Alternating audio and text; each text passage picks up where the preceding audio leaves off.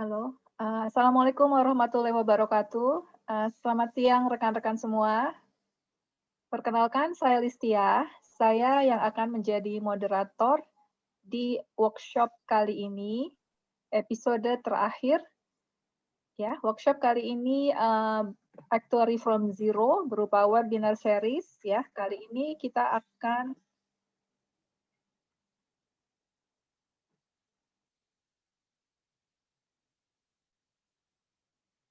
maaf.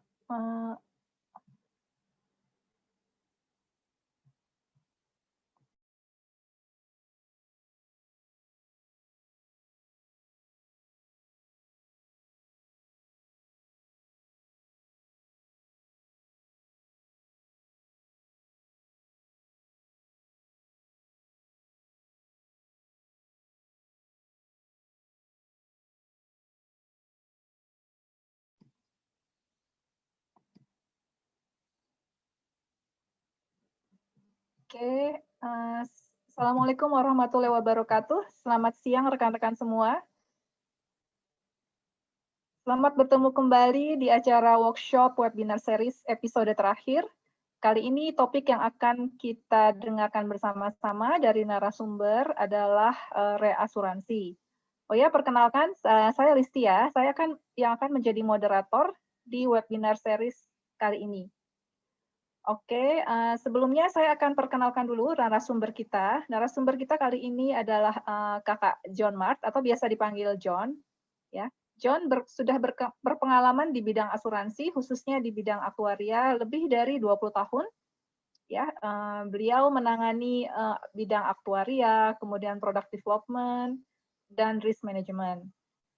Oke, sebelum memulai, saya akan ingatkan kembali, mungkin teman-teman sudah tahu ya, workshop Actuary from Zero ini adalah suatu workshop yang berfokus kepada pengenalan tentang aplikasi ilmu aktuaria dan bisnis perasuransian. Ya, mungkin rekan-rekan tahu, fungsi aktuaria dalam asuransi itu adalah sangat penting, sehingga di sini kami ingin sharing mengenai penerapan aplikasi ilmu aktuaria dan fungsi-fungsi utama seorang aktuaris di perusahaan asuransi. Ya, sekali lagi, bahan materi yang akan kami sampaikan ini bukan mengenai teori-teori aktuaria, karena kami yakin teori-teori aktuaria sudah didapatkan oleh rekan-rekan di akademis, di universitas, ya. Kami akan lebih menjelaskan ya mengenai aplikasi bidang aktuaria, sehingga nantinya diharapkan rekan-rekan yang memang ingin bercita-cita ataupun ingin mengetahui bagaimana sih peran seorang aktuaris di bidang asuransi dapat sedikit diberikan gambaran ya mengenai hal-hal tersebut melalui workshop series webinar kita ini. Ya, fokus-fokus utama yang kami sampaikan di webinar series ini tentunya adalah fokus core function dari seorang aktuaris seperti yang sudah disampaikan dari series pertama sampai dengan kali ini, cadangan premi, kemudian penetapan produk atau pricing penetapan produk, penetapan premi produk atau produk pricing, dan kali ini adalah reasuransi. Oke, tanpa berlama-lama ya, kami persilakan untuk narasumber untuk segera memulai memaparkan materi topik reasuransi. Silakan John. Oh iya, Oke, jangan lupa, maaf John, sorry, kalau memang teman-teman ada pertanyaan ya, silakan bisa diketik di chat atau raise hand ya, jangan sungkan, tanyakan aja apa yang memang diperlukan. Oke, silakan John. Oke, selamat siang. Terima kasih Balistia. Salam jumpa buat teman-teman sekalian di acara webinar yang ketiga berhubungan dengan reasuransi. Seperti tadi Balistia bilang, jika teman-teman ada pertanyaan, silakan diketik di chat. Nanti Balistia akan mandu agar kita ada diskusi di antara kita dengan kami sebagai narasumber, baik saya, Balistia, dan Mbak Ira ada di sini. Terima kasih, tanpa lama-lama saya akan share presentasi yang ingin sampaikan atau kita diskusikan.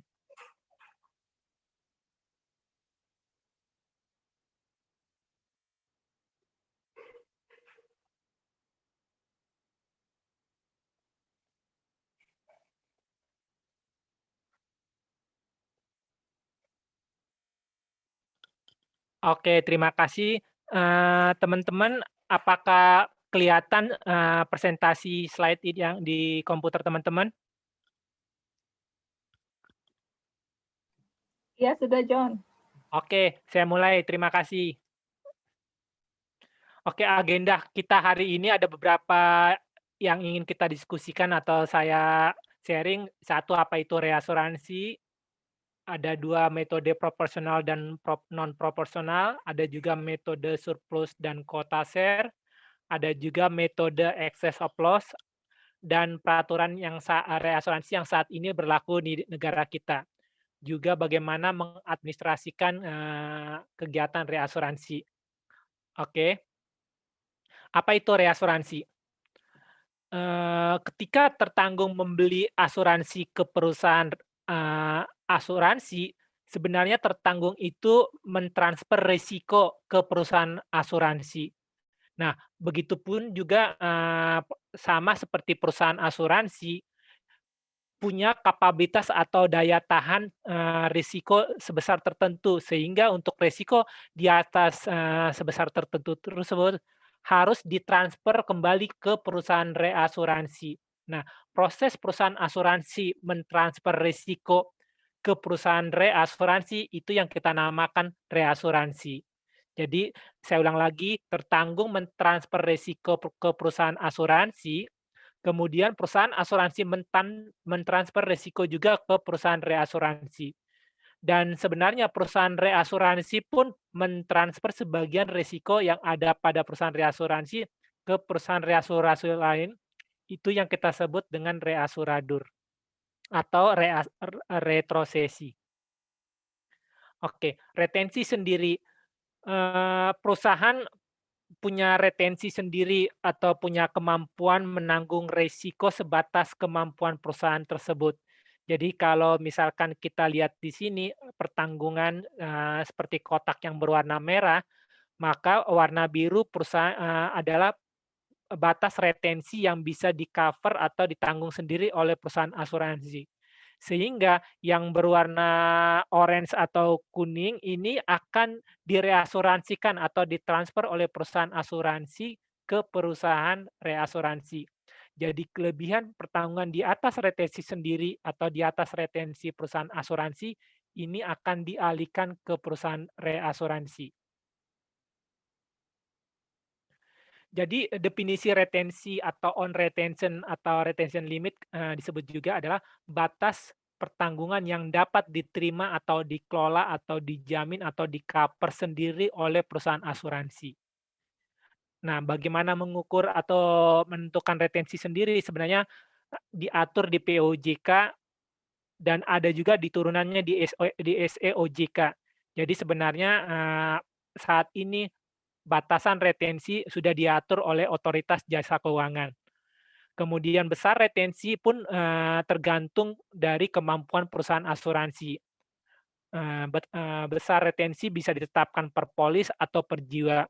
Sedangkan umumnya untuk asuransi jiwa, besar retensi biasanya per jiwa atau per tertanggung. Reasuransi yang diperbolehkan, metode atau proses reasuransi. Jadi untuk perusahaan asuransi jiwa, transfer risiko yang tadi melebihi dari retensi sendiri, itu bisa direasuransikan ke perusahaan reasuransi jiwa juga. Sedangkan untuk asuransi umum, resiko yang melebihi dari retensi perusahaan asuransi umum, bisa ditransfer atau dialihkan ke perusahaan reasuransi umum atau ke perusahaan asuransi umum juga. Jadi ini keunikan dari perusahaan asuransi umum atau asuransi general. Ini, bisa, teman-teman lihat di POJK nomor 14. Apa tujuan reasuransi? Otomatis karena kita udah tahu bahwa tadi sebenarnya, tujuan reasuransi untuk mentransfer risiko, jadi tujuannya otomatis adalah pertama untuk menjaga cash flow dari perusahaan. Artinya kalau perusahaan mendapatkan premium income sebesar X, diusahakan klaim payment yang dikeluarkan oleh perusahaan tidak atau harus lebih kecil dari X tersebut. Artinya cash flow perusahaan dalam arti, akan jadi positif. Tujuan kedua, untuk mengurangi fluktuasi pembayaran klaim. Karena kita tahu tertanggung atau setiap orang mungkin mengajukan uang asuransi atau besar pertanggungan yang berbeda-beda. Otomatis dengan uang pertanggungan yang besar, risiko di perusahaan asuransi akan besar. Nah, untuk mengurangi fluktuasi pembayaran klaim, perusahaan asuransi harus mereasuransikan risiko tersebut. Sehingga perusahaan asuransi dapat membayar klaim sebesar retensi sendiri. Tujuan ketiga dari reasuransi adalah untuk menjaga tingkat kesehatan atau solvensi dari perusahaan. Otomatis diharapkan ketika klaimnya tidak tinggi atau klaimnya sesuai dengan harapan perusahaan, maka tingkat RBC-nya perusahaan atau tingkat solvensi perusahaan boleh dibilang semakin baik dan semakin terukur. Tujuan reasuransi lainnya adalah pengembangan produk. Jadi ketika aktuaris atau product development di perusahaan asuransi ingin membuat produk, biasanya perusahaan asuransi tersebut meminta dukungan reasuransi dulu. Sehingga ketika perusahaan asuransi dan perusahaan reasuransi berkomunikasi, biasanya di situ akan ada diskusi mengenai produk tersebut. Sehingga produk tersebut yang dibuat semakin baik dalam tanda kutip, semakin bisa di-cover atau diperkirakan risiko yang akan terjadi baik ke perusahaan asuransi dan ke perusahaan reasuransi. Tujuan lainnya adalah untuk informasi dan dapat hasil riset. Jadi umumnya perusahaan reasuransi baik di lokal dan internasional biasanya memberikan training atau edukasi ke karyawan atau ke perusahaan asuransi. Jadi di sini terjadi transfer knowledge dari perusahaan reasuransi ke perusahaan asuransi. Bahkan umumnya perusahaan reasuransi lebih aktif melakukan riset industri dibanding perusahaan asuransi. Jadi kenapa bahwa ketika perusahaan asuransi mereasuransikan, perusahaan akan banyak dapat informasi dari perusahaan rekanan reasuransi tersebut. Jenisnya reasuransi otomatis. Oke, namanya otomatis, maka ketika batasan risiko sudah sesuai dengan yang ditentukan di otomatis, maka dukungan reasuransi diberikan secara otomatis selama risiko yang direasuransikan memenuhi persyaratan dalam kerjasama reasuransi atau treaty. Jadi ketika perusahaan asuransi bekerja sama dengan perusahaan reasuransi, perusahaan akan ada perjanjian kerjasama atau dalam hal ini disebut treaty reasuransi. Di perjanjian treaty reasuransi itu akan ditentukan ketentuan batas usia, batas uang pertanggungan, dan seterusnya. Ketika ketentuan-ketentuan itu terpenuhi, maka disitulah reasuransi telah mendapatkan dukungan reasuransi otomatis dari perusahaan reasuransi. Sedangkan perbedaan dari fakultatif adalah satu, tidak diperoleh dukungan reasuransi otomatis. Misalkan ketika perusahaan asuransi bikin produk, belum tentu semua perusahaan reasuransi bisa mengcover, karena bisa jadi produk yang ditawarkan atau risiko yang akan di-cover itu risiko dalam tanda kutip yang tidak biasa atau mungkin perusahaan reasuransi belum ada pengalaman. Kedua, dukungan reaksi otomatis tidak mencukupi untuk risiko yang direasuransikan. Misalkan kalau di ketentuan treaty reasuransi otomatis ada persyaratan uang pertanggungan sampai maksimum misalkan 2 miliar, maka jika pertanggungan jumlah uang pertanggungan di atas 2 miliar, perusahaan asuransi harus meminta dukungan fakultatif dari perusahaan reasuransi. Ketiga, terdapat perbedaan TC. Misalkan ketika resiko yang direasuransikan tidak sesuai dengan treaty yang diotomatis, perusahaan reasuransi harus menyampaikan ke perusahaan reasuransi tersebut apakah perusahaan reasuransi mau mengcover risiko tersebut, karena risiko tersebut di luar dari perjanjian reasuransi otomatis. Alasan lain dari reasuransi fakultatif adalah risiko yang akan direasuransikan harus ditawarkan terlebih dahulu kepada pihak reasuransi untuk mendapat persetujuan. Jadi bisa jadi kalau perusahaan reasuransi tidak setuju atau tidak mau mengcover, perusahaan asuransi akan mencari dukungan lain dari perusahaan reasuransi yang lain. Jadi di sini untuk fakultatif perusahaan reasuransi bisa menolak. Sedangkan untuk tadi otomatis, perusahaan reasuransi tidak boleh menolak dukungan reasuransi. Itu aja. Kalau ada pertanyaan teman-teman silakan.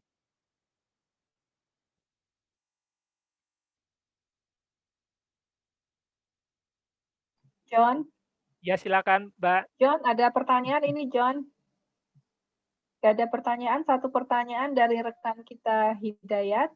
Pertanyaannya, apakah BPJS Indonesia melakukan reasuransi? Ya, karena ini perusahaan unik, otomatis dia ada ketentuan sendiri, karena perusahaan yang kita diskusikan di sini adalah perusahaan yang bersifat bukan bukan asuransi sosial. Oke, mungkin saya bisa tambahin biar lebih jelas ya, John ya. Oh ya, silakan, Mbak. Oke, ya. Ini pertanyaan Hidayat yang apakah BPJS melakukan reasuransi? Nah, tadi udah disebutkan sebelumnya dari Kakak John bahwa sebenarnya apa yang kita jelaskan ini adalah reasuransi bersifat umum, asuransi non sosial, sedangkan BPJS itu adalah asuransi sosial. Kalau yang kita jelaskan di sini adalah asuransi komersial. Ya, kalau asuransi sosial itu biasanya itu kan menjadi tanggung jawab pemerintah. Jadi, kalau asuransi sosial itu pada umumnya memang tidak direasuransikan, sehingga apapun itu ditanggung segala risikonya oleh pemerintah. Jadi tidak ada reasuransi dari asuransi sosial. Jawabannya itu. Oke. Terima kasih, Mbak Listia. Sama-sama. Ya, silakan. Kalau ada pertanyaan lagi, boleh di chat. Kalau tidak ada, bisa dilanjutkan narasumber. Oke, terima kasih.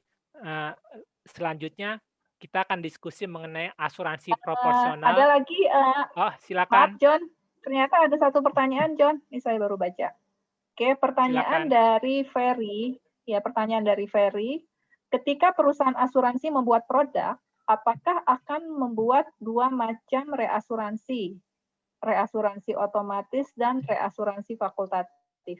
Jadi pertanyaannya apakah akan membuat dua macam reasuransi otomatis dan fakultatif? Oke, Silakan, terima John. kasih.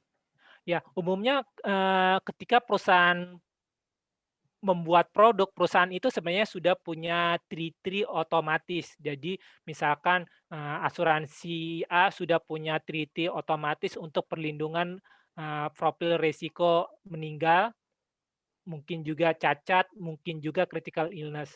Nah, ketika perusahaan asuransi membuat produk, apakah produk ini risiko yang dijamin, apakah contoh yang tadi saya berikan yang meninggal kah, atau yang cacat atau TPD, atau belum ada. Nah, kalau risiko yang di-cover sudah ada di asuransi otomatis, artinya perusahaan tidak perlu mendapatkan asuransi otomatis, tetapi harus mendapatkan dukungan reasuransi. Jadi umumnya ketika perusahaan asuransi bikin produk dan ingin melaporkan ke OJK, persyaratan produk dilaporkan ke OJK adalah harus dapat dukungan reasuransi.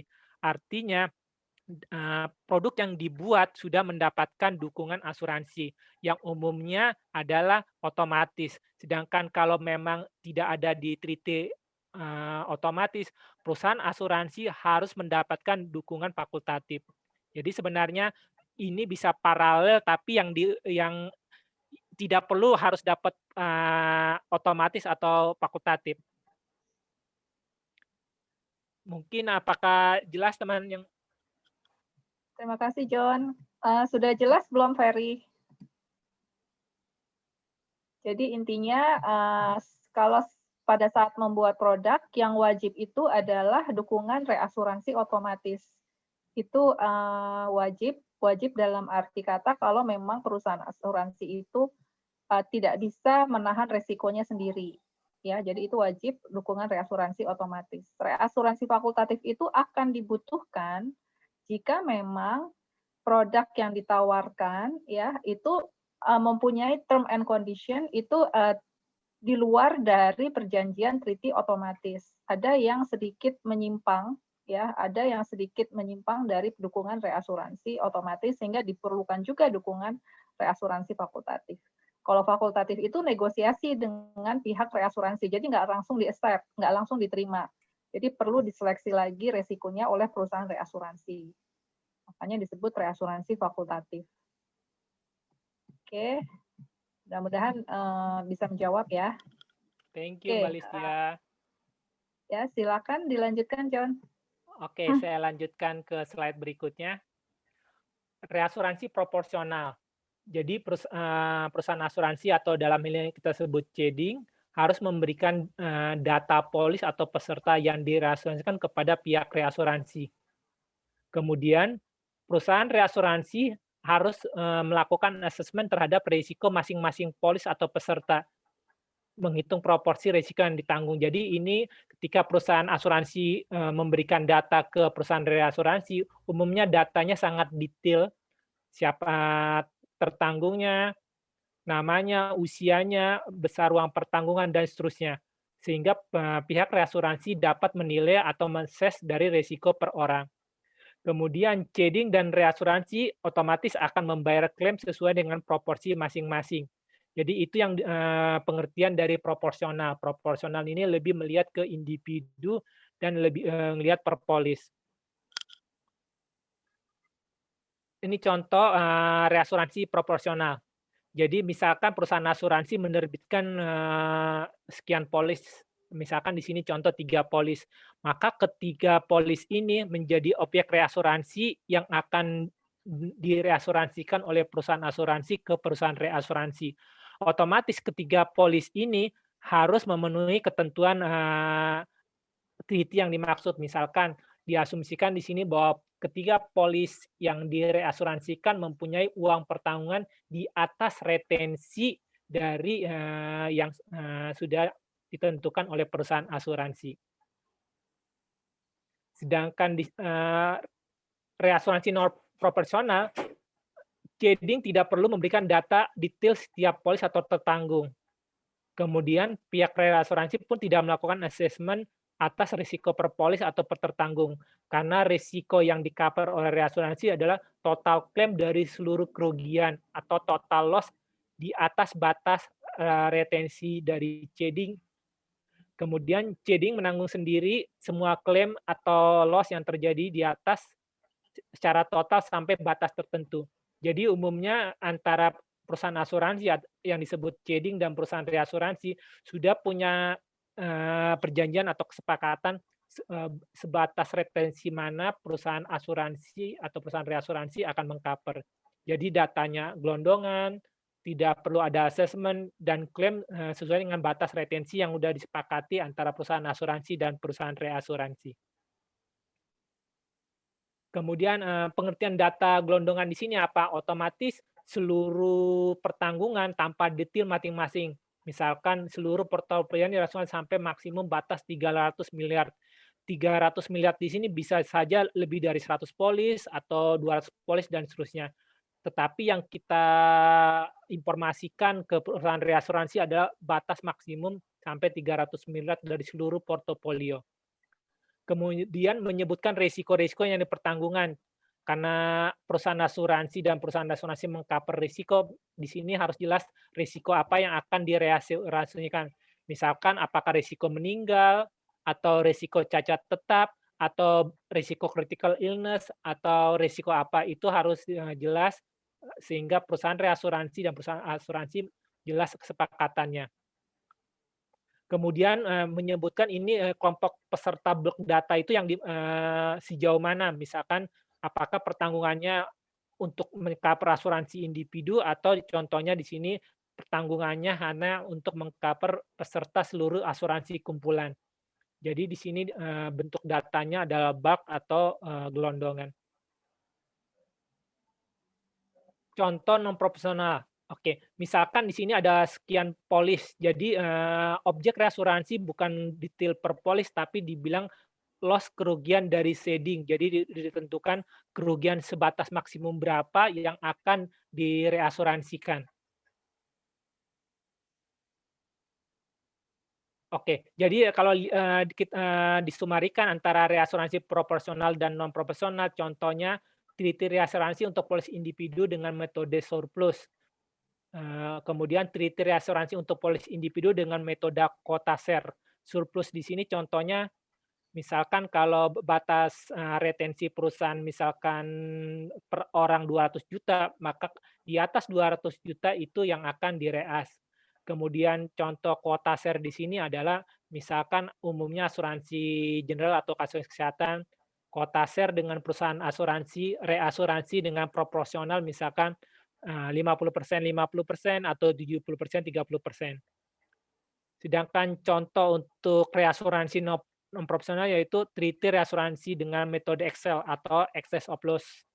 Kemudian treaty reasuransi katastrof. Kemudian contohnya lagi adalah yang sering adalah treaty reasuransi kumpulan dengan metode stop loss.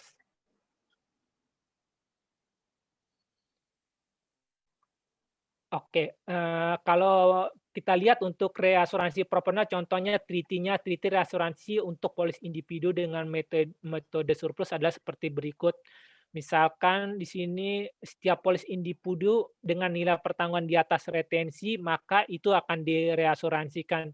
Sebagai contoh seperti tadi saya bilang kalau retensi per individu sebesar 200 juta, maka uang pertanggungan di atas 200 juta, misalkan 500 juta, 300 juta itu akan direasuransikan. Sedangkan jika uang pertanggungannya lebih kecil dari retensi sendiri, ini akan di-cover sendiri oleh perusahaan asuransi. Jadi tidak ada resiko yang dialihkan ke perusahaan reasuransi. Sedangkan contoh quota share adalah setiap polis individu diasuransikan dengan X dari nilai resiko. Seperti saya contoh tadi kalau misalkan 50% direasuransikan atau 70% dari semua risiko direasuransikan. Ini adalah kesepakatan antara perusahaan asuransi dan perusahaan asuransi percentage dari risiko quota share yang akan direasuransikan. Ini contoh untuk non proporsional, yaitu terutama untuk excess of loss. Jadi kalau total loss yang di atas batas excess of loss itu semua akan direasuransikan. Sedangkan total loss yang di bawah batas excess of loss itu di-cover seluruhnya oleh perusahaan asuransi. Kemudian contoh lagi yaitu treaty reasuransi stop loss. Jadi kalau batas stop loss-nya loss-nya lebih kecil dari batas stop loss, maka itu direasuransikan. Jadi ini umumnya untuk non proporsional banyak terjadi di perusahaan general atau perusahaan asuransi umum.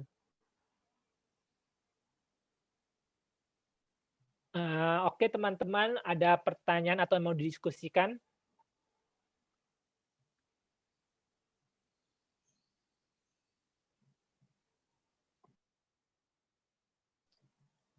Silakan teman-teman, ada pertanyaan boleh di chat. Kalau tidak ada, bisa dilanjutkan. Iya, mungkin saya lanjutkan, nanti ada contoh-contohnya. Silakan, John. Oke, sekarang metode surplus dan quota share. Ini karakteristik dari metode surplus. Pertama, proporsional. Jadi kalau surplus itu termasuk tadi tipe reasuransi proporsional. Kemudian yang direasuransikan hanya polis dengan pertanggungan di atas retensi. Kemudian umumnya untuk metode surplus ini adalah polis-polis individu. Contohnya tertanggung Mr. X, dia punya polis misalkan uang pertanggungannya 300 juta. Jadi misalkan perusahaan asuransi A yang mengcover Mr. X punya batas retensi untuk meninggal dunia atau life misalkan contohnya sebesar 200 juta. Sehingga ketika Mr. X membeli polis dengan uang pertanggungan risiko meninggal sebesar 300 juta, perusahaan asuransi akan mereasuransikan risiko sebesar 100 juta, yaitu selisih dari total pertanggungan 300 juta dikurangi batas retensi perusahaan asuransi sebesar 200 juta. Jadi resiko yang dimiliki Mr. X ini sebesar 100 juta direasuransikan oleh perusahaan asuransi ke perusahaan reasuransi. Nah, ini contoh kedua metode surplus juga. Misalkan tadi contohnya retensi perusahaan asuransi 200 juta per tertanggung atau per life. Jadi si Mr. X ini membeli 3 polis dari perusahaan asuransi, katakan polis pertama, polis kedua, dengan polis ketiga. Di mana polis pertama total uang pertanggungan life-nya 100 juta, polis kedua 125 juta, dan polis ketiga 100 juta. Karena tadi di contoh ini batas retensi per life atau per tertanggung untuk resiko meninggal sebesar 200 juta, maka resiko yang diberikan oleh Mr. X atau di bawah Mr. X ini ke perusahaan asuransi itu sebesar atas ketiga polis itu adalah sebesar 325 juta. Sehingga untuk polis pertama 100% akan di-cover oleh perusahaan asuransi karena total uang pertanggungan sudah 100 juta, sedangkan batas retensi sendiri perusahaan asuransi 200 juta. Kemudian Mr. X pun membeli polis kedua, yaitu total UP-nya 125 juta. Nah, kedua polis pertama dan polis kedua ini, resiko yang diberikan Mr. X ke perusahaan asuransi totalnya 225 juta.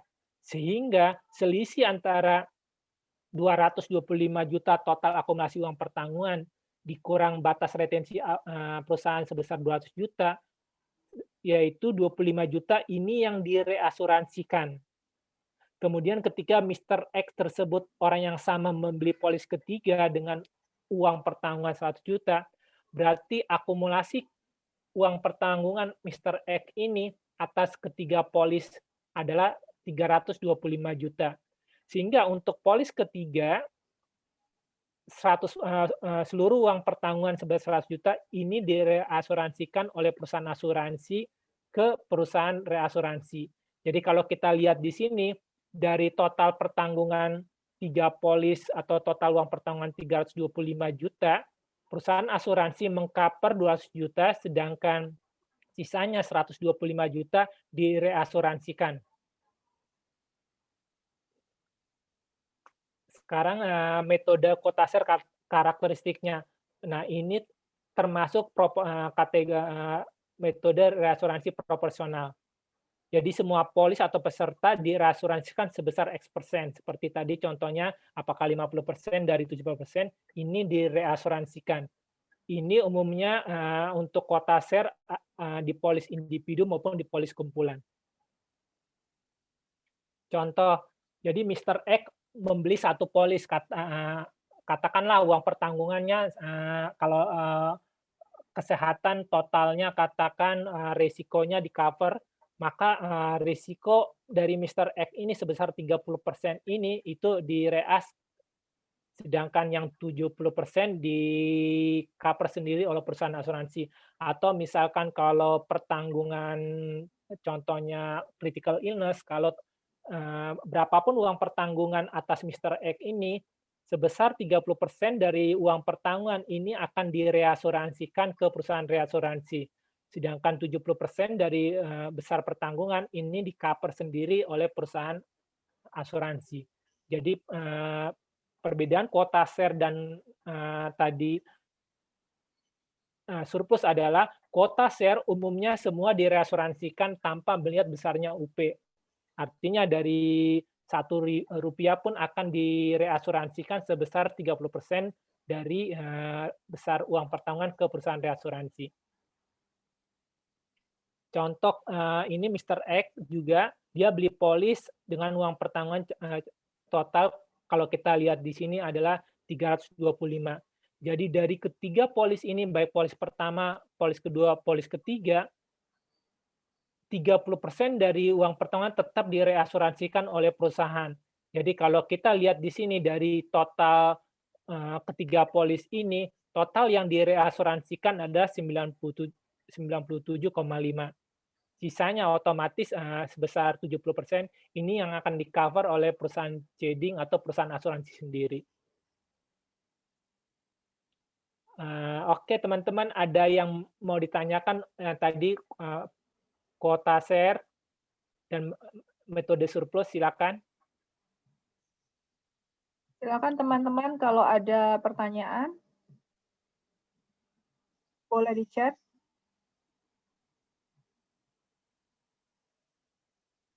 Sudah jelas ya berarti ya. Oke teman-teman, kalau nggak ada saya lanjutkan ya.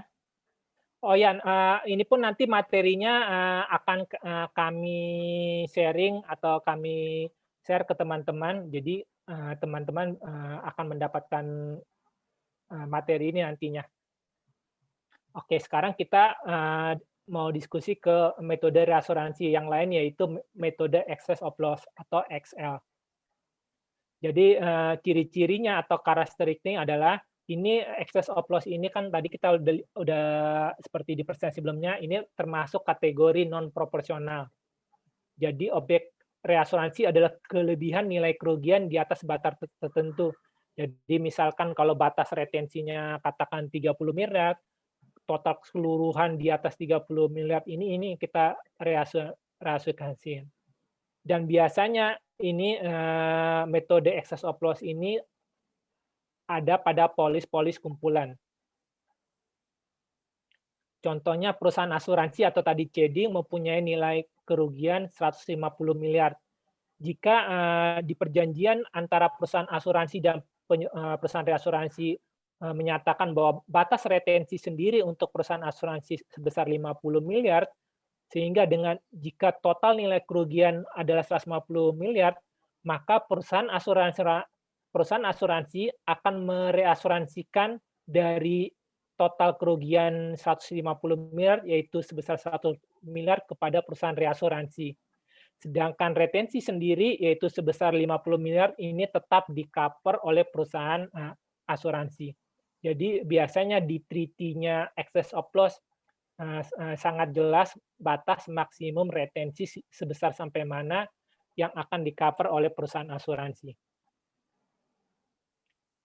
Begitupun ini kalau tadi contohnya batas retensi 50 miliar, sedangkan contoh kedua batas retensi 100 miliar. Jadi dengan nilai kerugian yang sama 150 miliar, berarti stop loss-nya di sini adalah 100 miliar. Jadi buat perusahaan reasuransi, batas stop loss-nya 100 miliar. Jadi otomatis batas stop loss yang akan di-cover oleh perusahaan asuransi maksimum 100 miliar. Jadi di sini dilihat adalah batas stop loss untuk perusahaan reasuransi. Kalau tadi perbedaannya kan batas retensi perusahaan asuransi 50 miliar. Kalau di sini batas stop loss untuk perusahaan asuransi 100 miliar. Sehingga dengan perjanjian stop loss di sini, jika nilai kerugian 150 miliar, perusahaan reasuransi akan meng-cover 100 miliar. Dan sisanya 50 miliar ini akan di-cover oleh perusahaan asuransi. Oke, ini mau menghitung surplus underwriting. Jadi yang dimaksud surplus underwriting di sini adalah sebenarnya kita ingin mengukur antara cash in sama cash out, di mana cash in di sini adalah total premi masuk dibanding dengan total klaim yang dibayar dibanding biaya-biayanya, maka selisih antara total premi dikurang klaim dikurang biaya-biaya ini yang kita namakan surplus underwriting dari pertanggungan atau perjanjian ini. Jadi umumnya ini periodenya satu tahun. Jadi setiap 1 tahun kita hitung berapa surplus underwriting terhadap perlindungan atau proteksi ini. Ini biasanya digunakan untuk dianalisa oleh perusahaan reasuransi. Apakah perusahaan reasuransi mengalami kerugian atau tidak dari perlindungan reasuransi yang diterima dari perusahaan asuransi. Kemudian treaty katastrof ini seperti tadi saya bilang di depan bahwa treaty katastrof termasuk kategori reasuransi non proporsional. Jadi ini juga sama pendekatannya mengikuti metode excess of loss sampai berapa batas retensi yang disepakati, kemudian sisanya excess of loss. otomatis ketika katastrof, biasanya di perjanjian treaty katastrof, pengertian katastrof di sini biasanya tertanggungnya sudah didefinisikan atau dinyatakan minimum katakan 5 orang. Jadi kalau tertanggung meninggal hanya 4 orang, ini tidak disebut katastrof. Kemudian di treaty katastrof pun umumnya banyak pengecualian. Jadi kalau misalkan kayak sekarang wabah corona, biasanya itu itu dikecualikan dari katastrof. Jadi memang treaty katastrof di sini treaty-nya sangat jelas, sangat detail apa yang menjadi pengecualian, apa yang bisa di-cover dan tidak. Jadi misalkan jumlah peserta minimum 5 orang meninggal pada kejadian waktu periode yang sama, itu baru disebut katastrof. Tapi contoh kalau meninggal karena corona atau wabah, itu biasanya dikecualikan dari perjanjian atau treaty katastrof. Itu aja. Ada lagi pertanyaan teman-teman, silakan.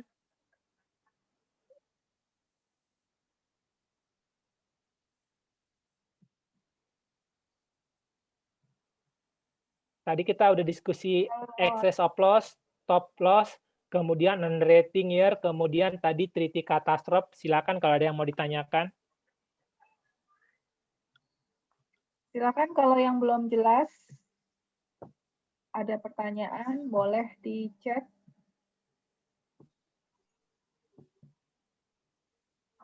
Oke, kalau tidak ada nggak apa-apa, nanti silakan.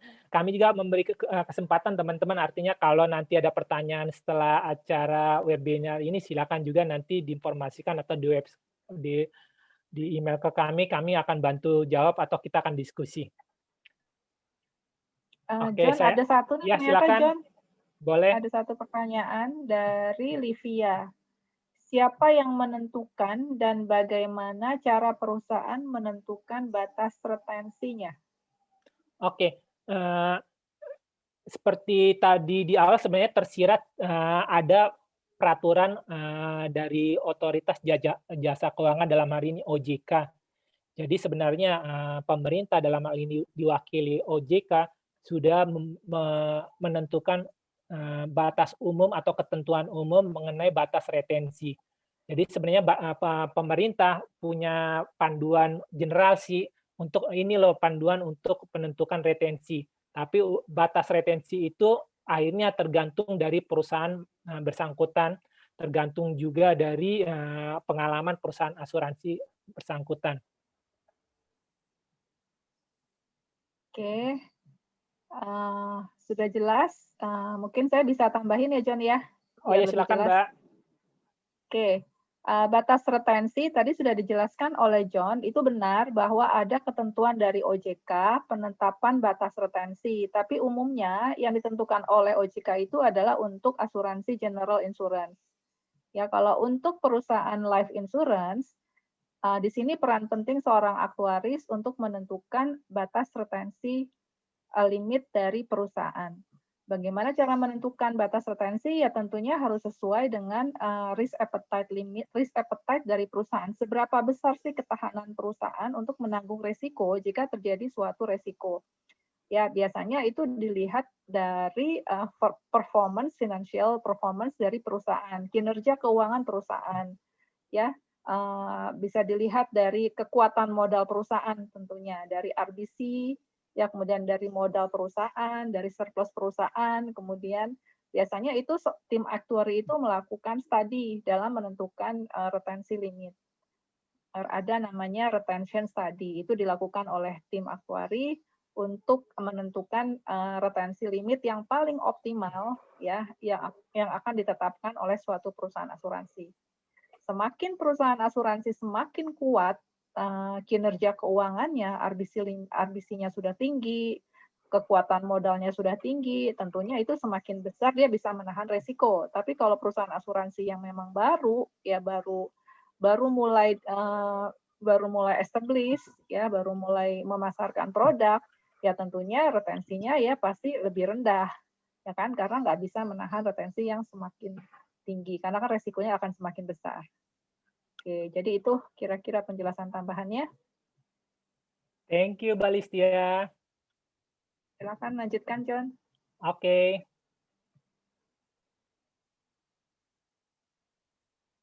Oke, eee, lanjut seperti tadi di awal juga saya bilang bahwa perusahaan asuransi umumnya sangat diatur oleh OJK atau pemerintah sangat ketat, begitupun dengan, reasuransi. Jadi peraturan terupdate saat ini terus, contoh di sini adalah POJK nomor 14 tahun 2015. Jadi di sini diatur tentang retensi dan dukungan reasuransi dalam negeri. Contohnya, setiap perusahaan asuransi wajib memiliki strategi dukungan reasuransi yang berisi kebijakan reasuransi, sistem pemilihan pemantauan program reasuransi, proses penetapan sendiri, penanggung jawab pelaksanaan program reasuransi.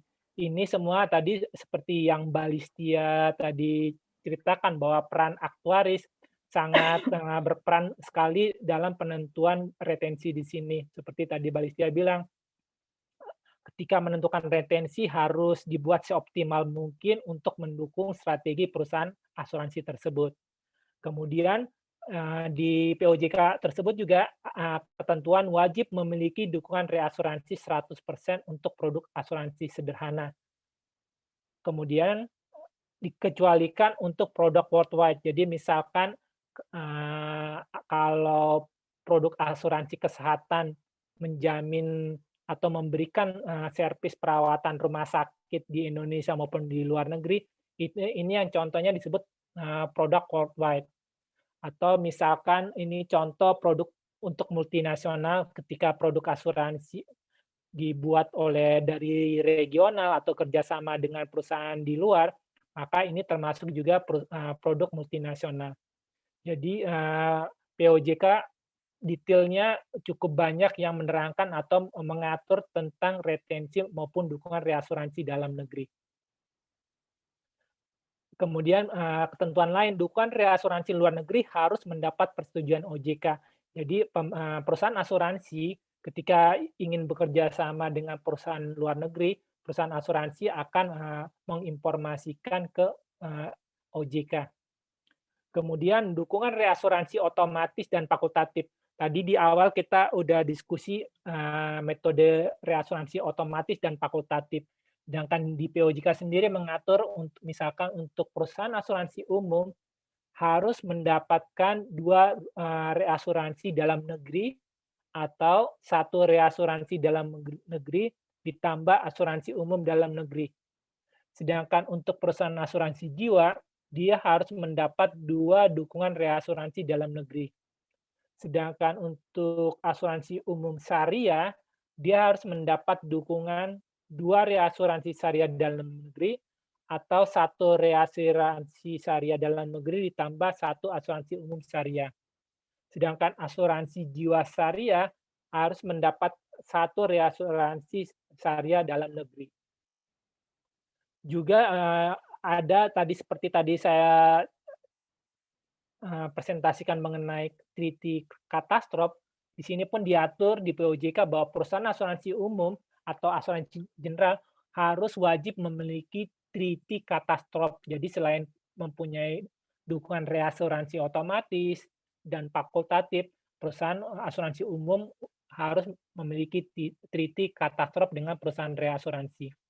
Kemudian di peraturan OJK ini ada ketentuan bahwa jika mendapat dukungan reasuransi luar negeri harus memiliki peringkat rating, triple B, atau peringkat ini adalah peringkat yang dikeluarkan oleh pemeringkat yang kompeten atau diakui secara internasional. Kemudian selain tadi POJK nomor 14, sebenarnya ada lagi, peraturan baru yang membuat atau melakukan perubahan atas POJK nomor 14 tersebut. Jadi di situ, definisi resiko asuransi sederhana itu umumnya adalah asuransi kendaraan bermotor, asuransi kesehatan, kecelakaan diri, kredit kematian, dan seterusnya. Jadi di luar, asuransi-asuransi ini sesuai dengan peraturan OJK didefinisikan sebagai risiko non sederhana. Oke, di POJK lain yaitu nomor 39 ini POJK terbaru, baru keluar di tahun 2020. Sebenarnya ini perubahan atas POJK yang pertama nomor 14 tahun 2015. Jadi di sini pemerintah atau OJK mendetailkan lagi mengenai ketentuan-ketentuan, yaitu ada 5 ketentuan yang di sini, misalkan wajib memiliki dukungan reasuransi dalam negeri 100% untuk produk asuransi sederhana. Kemudian ada tambahan dari OJK, sebenarnya ketentuan minimal 5% setelah 30 Juni 2020. Kemudian di peraturan yang sama dibilang nanti ketentuan minimal tersebut tidak berlaku setelah 31 Desember 2020. Ini pemerintah punya alasan sendiri kenapa bikin peraturan dalam tanda kutip yang berjalan hanya berlaku 6 bulan, kemudian per 31 Desember 2020 peraturan atau ketentuan 50% itu tidak berlaku lagi. Jadi dukungan reasuransi untuk produk asuransi sederhana dan non sederhana harus diprioritaskan kepada reasuransi dalam negeri. Jadi tujuan pemerintah di sini adalah untuk menghidupkan perusahaan reasuransi dalam negeri agar perusahaan asuransi di Indonesia tidak melemparkan langsung risikonya ke perusahaan reasuransi luar negeri. Jadi harus prioritas ditawarkan ke perusahaan asuransi dalam negeri. Sedangkan jika perusahaan reasuransi dalam negeri tidak ada atau tidak mau meng-cover, baru perusahaan asuransi diperbolehkan untuk mencari dukungan reasuransi dari perusahaan reasuransi luar negeri. Ketentuan mengenai prioritas dukungan reasuransi tadi tidak berlaku 31 Desember 2022. Oke, itu aja dari saya. Ada lagi teman-teman mengenai POJK ini. POJK ini sebenarnya bisa teman-teman dapatkan di internet, sangat mudah untuk mendapatkan. Cuman di sini saya hanya memberikan atau mau mendiskusikan 5 hal yang menurut kami penting untuk disampaikan ke teman-teman.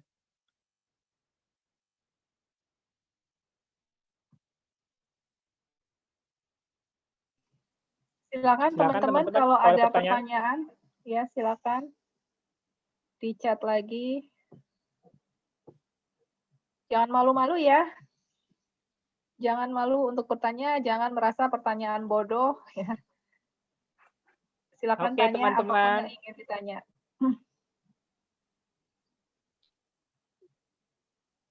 Oke, saya lanjut ya. Kalau nggak ada, nanti sekalian sambil teman-teman silakan diketik di chat kalau ada. Oke, administrasi reasuransi. Pengertian administrasi di reasuransi ini sebenarnya adalah perusahaan asuransi akan menginformasikan atau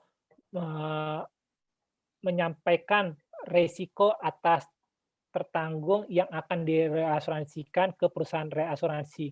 Jadi setiap bulan atau setiap triwulanan perusahaan asuransi dan perusahaan reasuransi akan melakukan perhitungan premi reasuransi. Karena sebenarnya tujuannya adalah perusahaan asuransi ingin mencatat di laporan keuangan berapa premi reasuransi yang perusahaan asuransi bayarkan. Kemudian setiap bulan juga perusahaan asuransi akan mengirimkan data ke reasuransi. Biasanya data ini untuk produk atau perjanjian otomatis cukup detail dan cukup banyak pekerjaan manual untuk mengirimkan data atau menyiapkan data detail yang disepakati antara perusahaan asuransi dan perusahaan asuransi. Otomatis umumnya biasanya tiap triwulanan perusahaan reasuransi akan mengkonfirmasi data yang dikirim bulanan oleh perusahaan asuransi. Jadi biasanya dari reasuransi akan melakukan pengecekan atau konfirmasi data triwulanan, walaupun perusahaan asuransi melakukan pengiriman data setiap bulan. Kemudian perusahaan reasuransi biasanya melakukan perhitungan premi reas, kemudian akan mengurangi dengan pembayaran klaim reas atau recovery yang perusahaan reasuransi harus sampaikan ke perusahaan asuransi. Jadi tiap triwulanan perusahaan reasuransi akan melakukan net off antara premi reasuransi dan klaim recovery. Jadi klaim recovery ini contohnya begini teman-teman, seperti tadi di awal, kalau perusahaan punya retensi 200 juta, kalau tadi misalkan Mr. X punya uang pertanggungan 300 juta, sehingga ketika perusahaan asuransi melakukan pembayaran klaim sebesar 300 juta ke ahli waris Mr. X, maka perusahaan asuransi akan meminta pembayaran klaim atas Mr. X yang dibayarkan oleh perusahaan asuransi ke ahli waris. Otomatis tadi karena retensi perusahaan asuransi adalah sebesar 200 juta, sedangkan uang pertanggungan Mr. X contohnya 300 juta, maka perusahaan asuransi berhak meminta pembayaran klaim ke perusahaan reasuransi. Ini yang kita namakan biasanya klaim recovery. Otomatis untuk memudahkan pencatatan antara pembayaran premi dan pembayaran klaim, biasanya perusahaan asuransi dan perusahaan reasuransi melakukan net off atas premi reasuransi.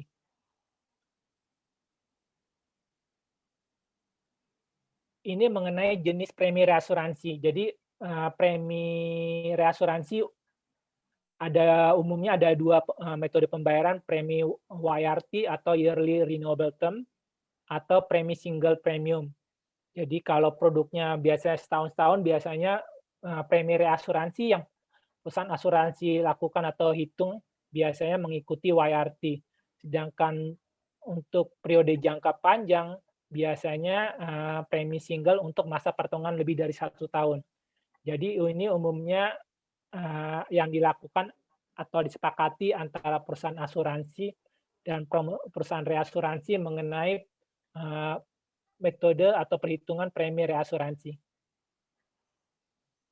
Oke, teman-teman, ada yang mau didiskusikan atau ditanyakan mengenai administrasi reasuransi?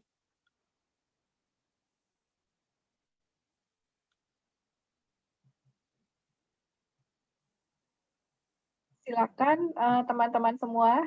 Ini bab terakhir ya? Oh iya, Mbak. Ini agenda terakhir ya? Oke. Iya. Ya, ini sudah selesai agenda semua materi tentang reasuransi disampaikan oleh John.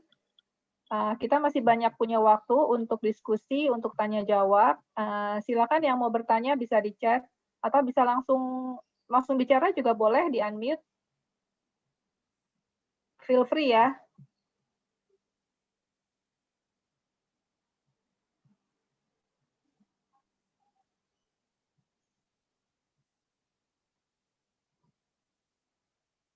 Ini sudah pada ngerti atau bingung nih?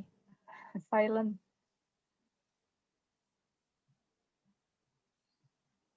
Oke. Oke, kalau nggak ada pertanyaan, tadi mau melanjutkan atau menambahkan. Jadi tadi seperti batas retensi dari pemerintah atau OJK dalam hal ini sebenarnya mengeluarkan peraturan lain yang disebut SEOJK nomor 31 tahun 2015. Jadi contohnya di sini adalah ada dari Otoritas Jasa Keuangan telah menentukan misalkan untuk lini usaha harta benda, untuk menentukan batas retensi ada ketentuan jika modal minimum lebih kecil dari 500 miliar, maka batas minimum retensi sendiri adalah 1,5% dan seterusnya. Sedangkan batas maksimum 10% dari modal sendiri. Jadi di ketentuan OJK, teman-teman, ada detail yang mensyaratkan berapa sih minimum dan maksimum batas retensi setiap perusahaan. Itu aja teman-teman yang mau saya tambahkan mengenai peraturan OJK yang mengatur mengenai batas retensi. Oke. Kalau tidak ada pertanyaan, mungkin saya akan wrap up sedikit ya, meringkas sedikit. Oke, teman-teman, tadi kita sudah dengarkan bersama-sama topik mengenai reasuransi. Jadi intinya bisnis utama dari perusahaan asuransi adalah memanage resiko, sehingga resiko itu tentunya harus dikelola dengan baik ya. Jadi jika memang perusahaan asuransi mempunyai batas retensi limit tertentu, tentunya kan perusahaan asuransi tidak bisa mengcover semua resiko sendiri ya. Oleh karena itu dibutuhkanlah kerjasama dengan pihak reasuransi. Sehingga adanya transfer resiko dari tertanggung ke perusahaan asuransi harus menerima sepenuhnya. Tapi tentunya disesuaikan dengan kemampuan perusahaan asuransi tersebut menahan resiko.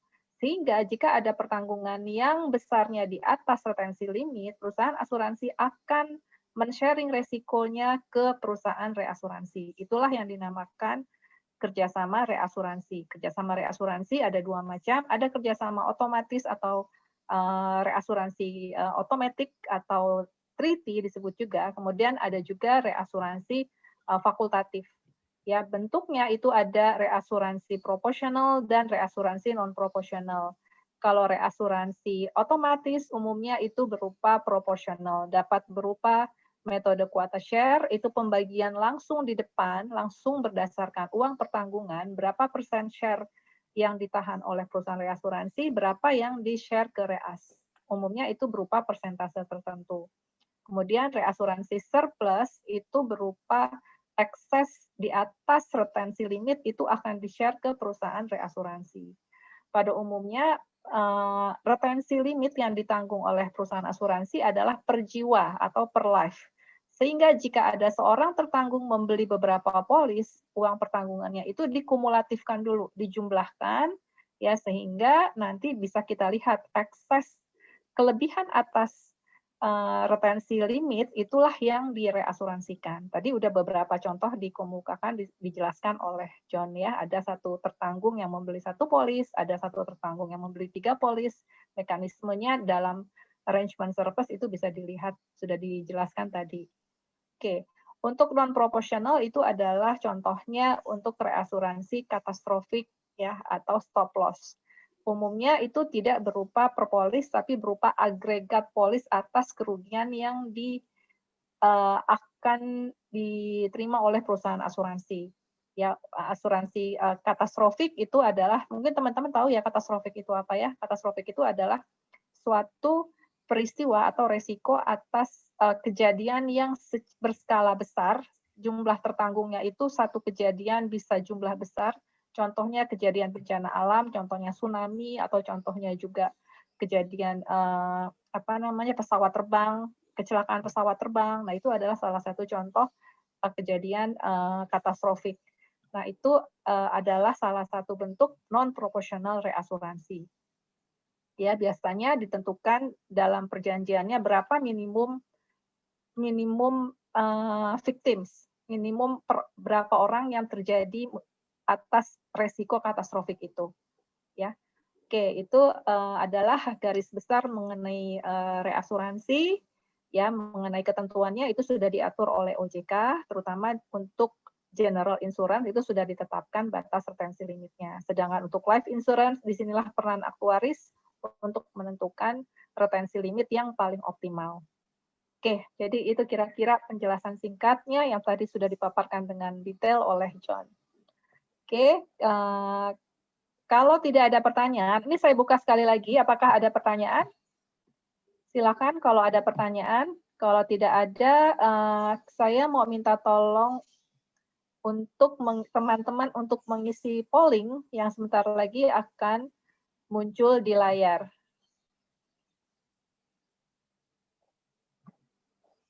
Kayaknya nggak ada pertanyaan, ya udah jelas ya. Oke, kalau gitu saya minta tolong untuk Kak Aldo untuk share polling agar bisa dilengkapi oleh teman-teman peserta.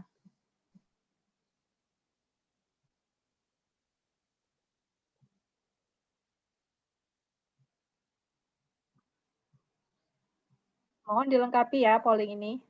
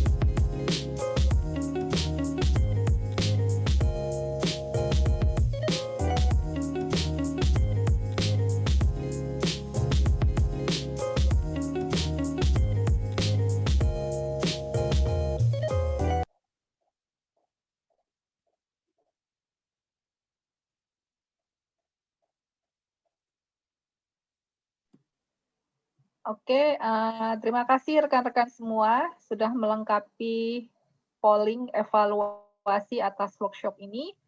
Ya, kami berharap webinar series Actuary from Zero dari episode pertama mengenai penetapan, yang pertama kita bahas mengenai cadangan premi, kemudian yang kedua kita bahas mengenai penetapan premi atau product pricing, kemudian yang ketiga, yang terakhir yaitu reasuransi. Kali ini ya dapat memberikan manfaat bagi rekan-rekan semua, memberikan gambaran real bagaimana peran seorang aktuaris ya di bidang di dunia perasuransian.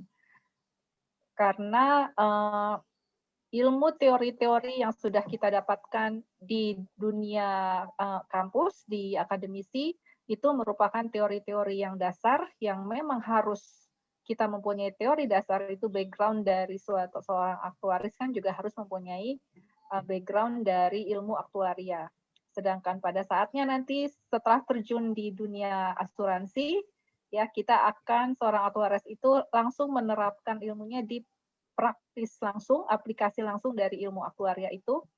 Dan episode pertama sampai dengan episode ketiga itu adalah fungsi utama dari seorang aktuaris di bidang dunia perasuransian.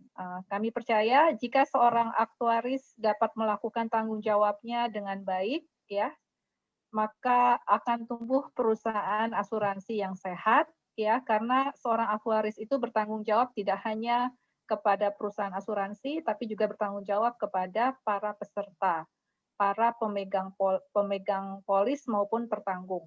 Ya, sebagai seorang aktuaris itu kita mempunyai peranan yang sangat penting, harus fair, ya, harus fair terhadap pemegang polis atau tertanggung, kemudian terhadap perusahaan dan juga kita berperan penting juga agar kita mempertanggungjawabkan profesi kita ya terhadap comply dengan peraturan OJK atau regulator.